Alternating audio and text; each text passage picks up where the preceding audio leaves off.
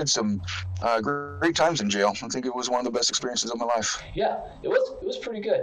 People say jail isn't that bad, but listen, if I could fill out an application to go to jail, hey, do you want to go to jail for a little bit?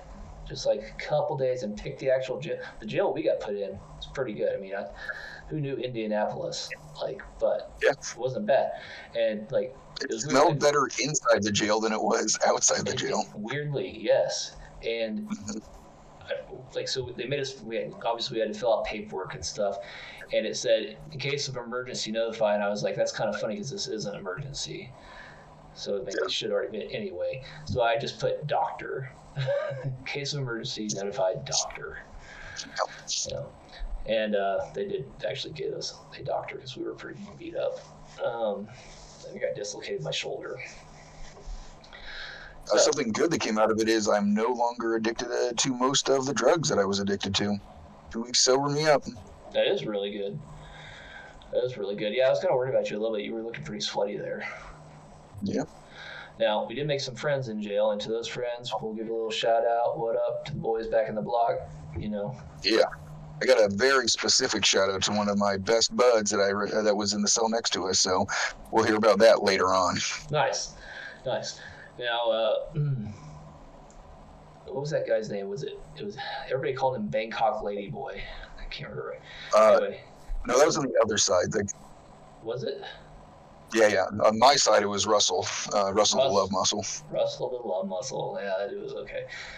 But yeah, I think it was Bangkok Lady Boy. Anyway, his cologne was offensive. I don't know what he made that out of, but it definitely wasn't brought in. I think it was outside. 85% toilet water. I know. Don't piss on my leg and tell me it's raining, because maybe that's what the cologne was called. I don't know.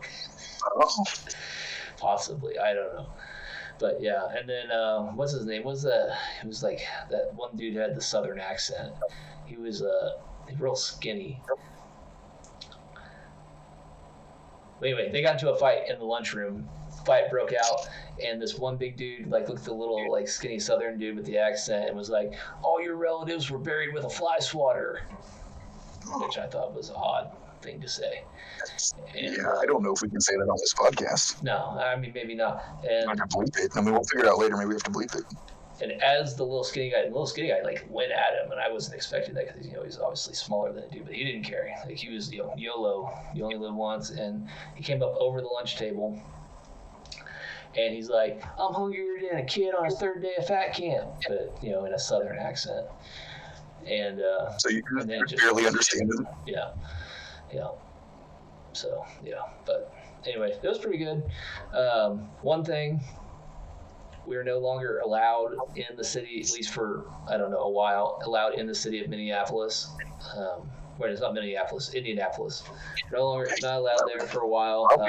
It was suggested that we not come back, but, they'll forget over time.